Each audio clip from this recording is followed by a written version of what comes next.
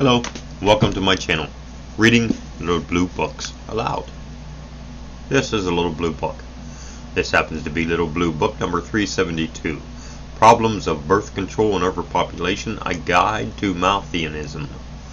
And this was written by John S. Gams, and it is copyrighted 1923. So, when they say contemporary time, or in this current time period, they are not talking about now. They are talking about 1923.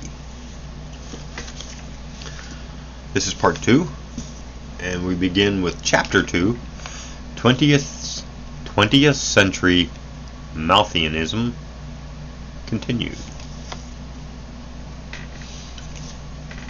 In the last chapter, it was shown that the theories of Malthus need no longer alarm us. It was stated, first, that methods of production have progressed in a degree exceeding what Malthus thought possible. It has also been shown that moral restraint has been replaced by contraceptives. Nevertheless, contemporary civilization shows moral restraint in a direction not dreamed of by Malthus. When Malthus referred to moral restraint, he referred to the avoidance of coitus, to late marriages. The moral restraint, which he could not foresee, was the restraint practiced by many young couples today, the avoidance of children. Often one hears from young couples a complaint like this: "We would love to have children, but we do not feel that we can afford to give a child the advantages to which it is entitled." And to this complaint may be added the query, has this anything to do with Malthusianism? Some economists have already made answer to this query. They have gravely discussed the law of diminishing returns. They have published huge volumes of statistics. They have shown that the art of befuddling the gentle reader is not a lost art. Other economists have shown that before 1914, the amount of food which could be bought by workers in America, where the birth rate is high, had steadily decreased. But that in France, where the birth rate is low, workers had been able to buy more and more food with their wages. This is interesting. It is even quite disconcerting. It is disconcerting to learn that Malthusianism applies, or seems to apply, to a society which possesses the technical knowledge that we possess. Certainly it is according to pure Malthusian doctrine to find that where the birth rate is high, as in the United States, the worker's condition is getting progressively worse, and that where the birth rate is low, as in France, the worker's condition is getting better. Need all this terrify us? Is Malthusianism operating after all? Is this why the young couples dare not have children? I think not. In the first place, many women do not dare to have children regardless of Malthusianism. They are ambitious to work, not only to increase their standard of living, but also because women are beginning to taste the sweetness of independence from a husband's nickels. Besides, many women, teachers, writers, physicians, feel the thrill which comes with participating in raising the level of civilization. Other women fear the loss of their jobs if they have children. Employers are not eager to arrange hours of work in such a manner that women who are the mothers of children may be employed. Few employers make provisions for married women or mothers. There is no reason why married women who are mothers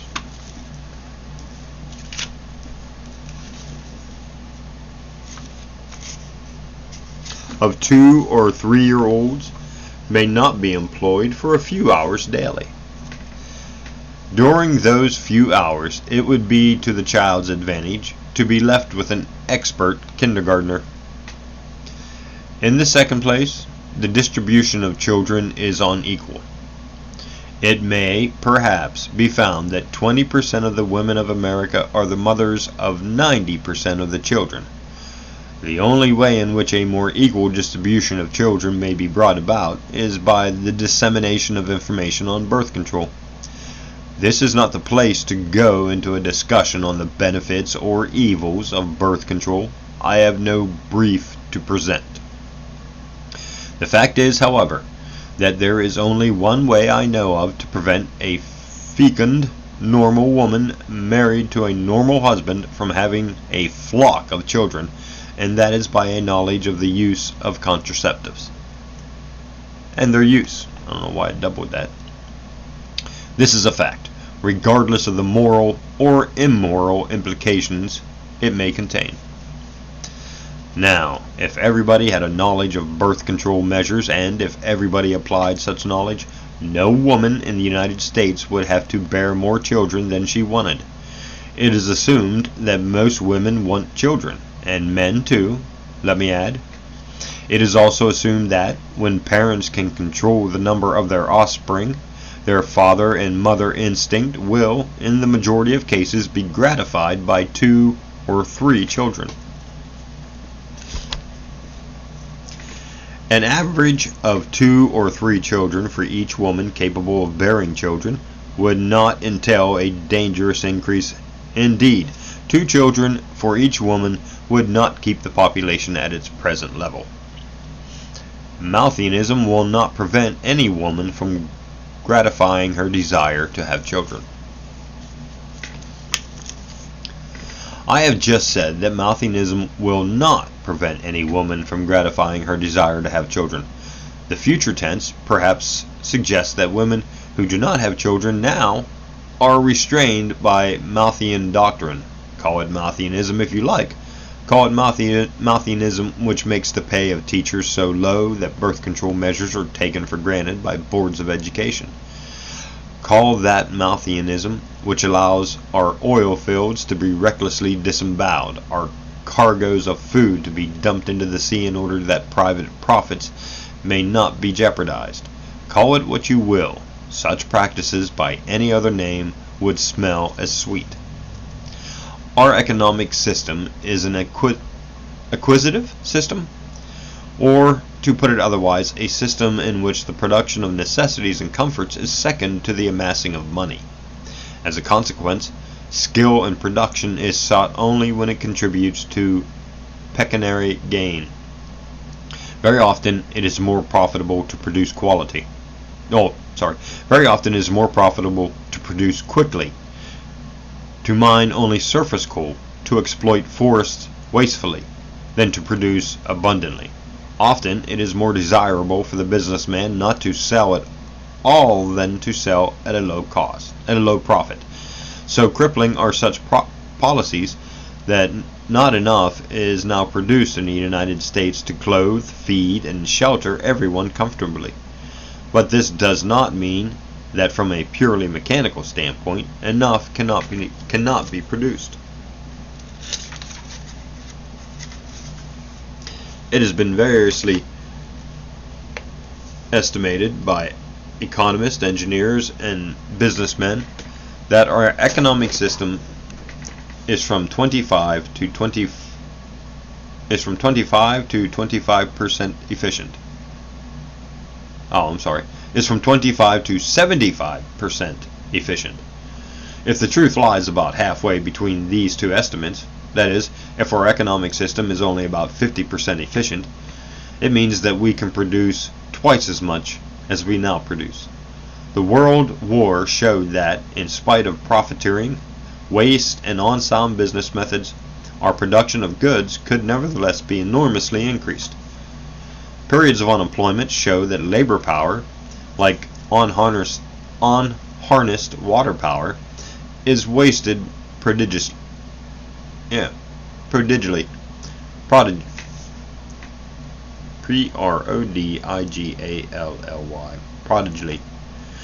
It will probably be agreed that we have only begun to tap nature.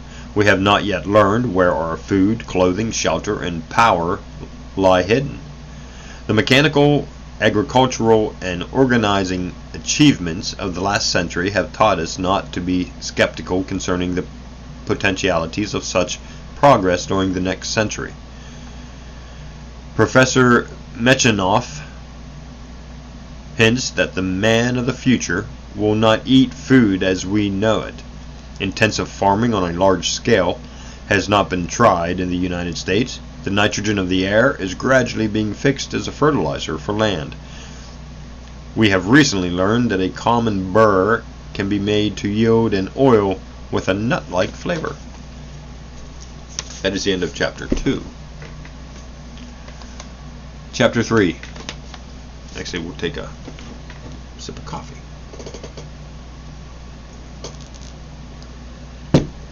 Alright. Chapter 3. 19th Century Malthusism. The preceding chapters discussed a dead thing, a thing of dusty volumes, musty libraries, and pendants. It discussed a theory which lives not, and never shall live. In this chapter, an attempt will be made to present Malthusianism as it was interpreted and understood by the contemporaries of Malthus. I shall try to help the reader visualize the early 19th century, the demands it made on economists, and how men like Malthus met that demand. In his first principle of population, Malthus flung out, somewhat hastily, a rhetorical and pessimistic essay, the argument of which ran somewhat as follows. If we do anything to improve the living conditions of the poor, you run the risk of providing an incentive for a rapid growth of population. For, with poverty removed or in large measure palliated, and its implications of a high death rate abated, the race will grow rapidly. But the production of food will not keep pace with the production of human beings. Hence, starvation will begin.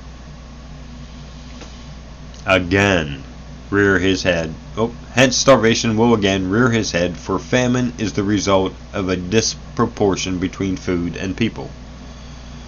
Therefore, poverty, vice, wars, and so on are in a measure blessings.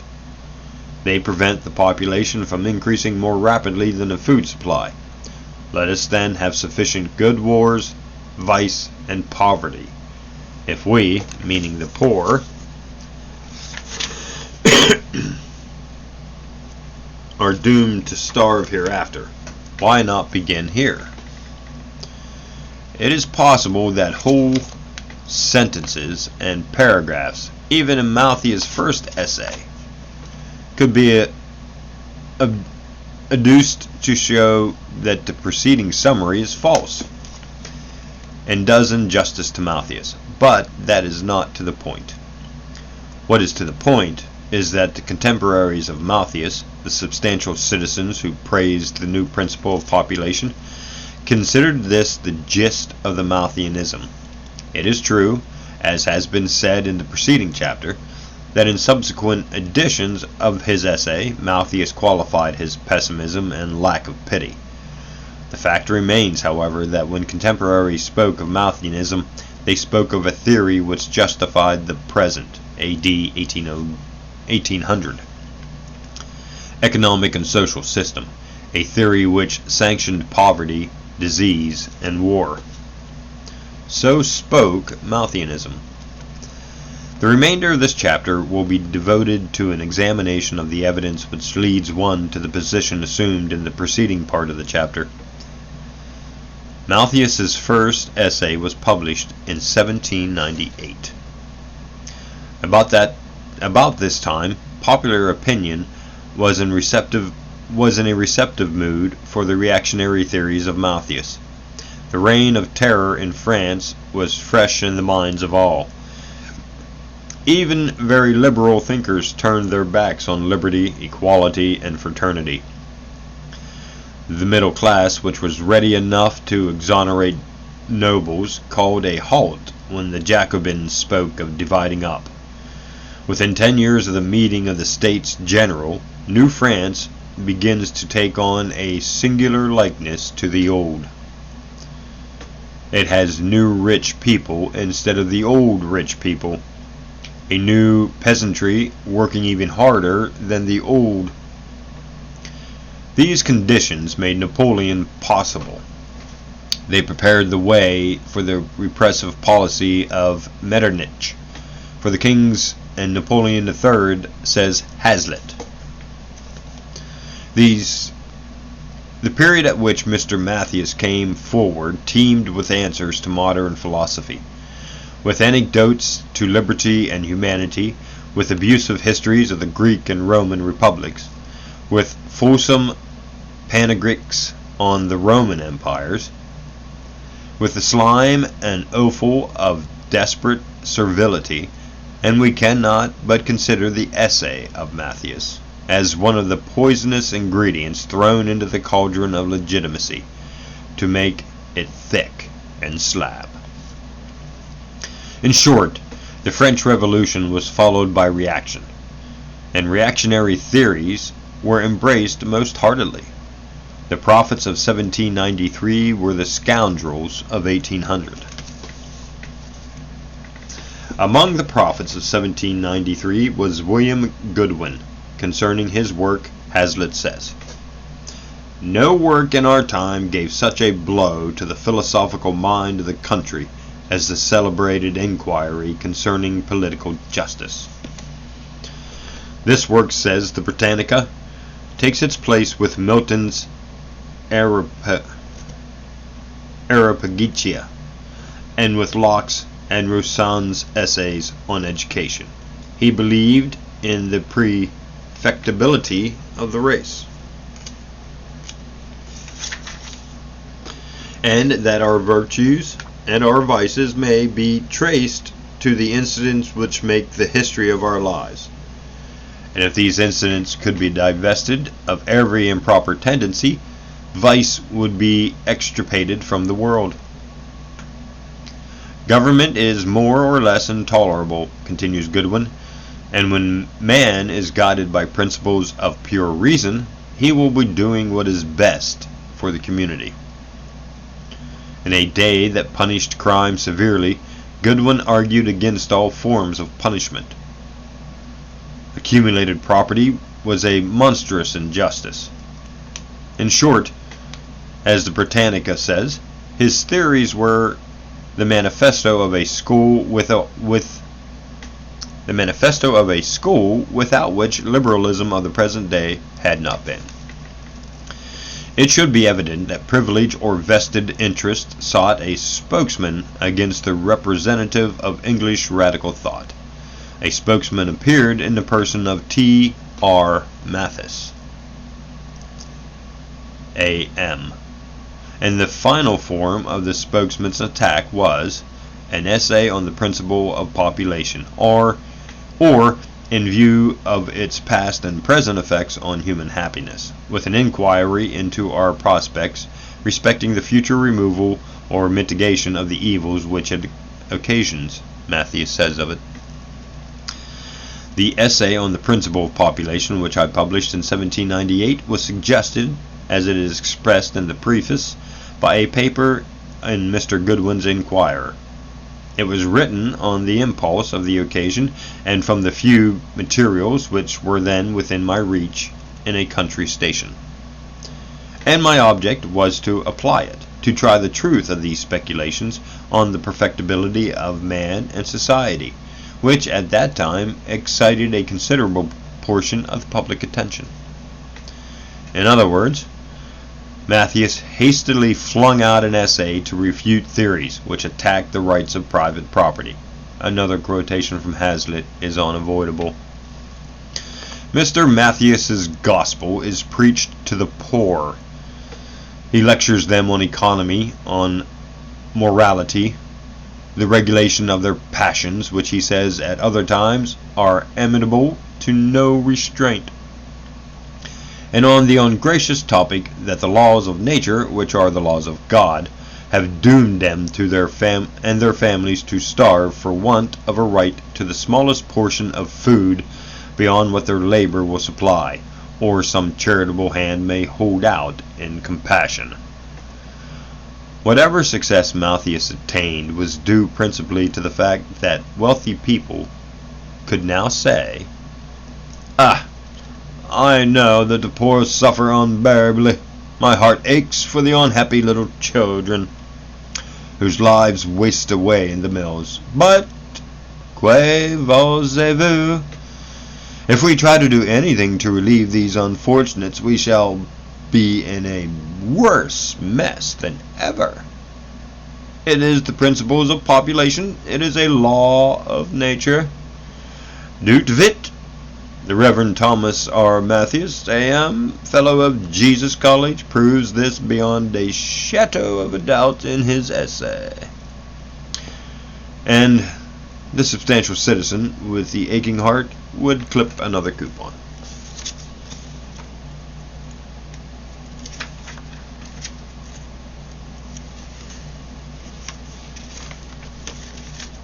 Nope, and I think we'll end there, because that is the end of that chapter, and we'll start the next video with chapter 4.